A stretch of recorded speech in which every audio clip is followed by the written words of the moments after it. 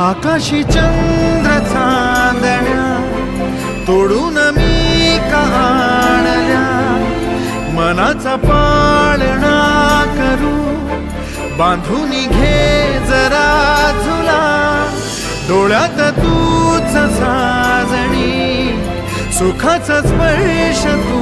नावा, तुझ्या विना उरेन अर्थ जीवना,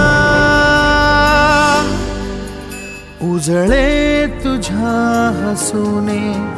कणकण, अन चंद्र हे हातीचे काकण,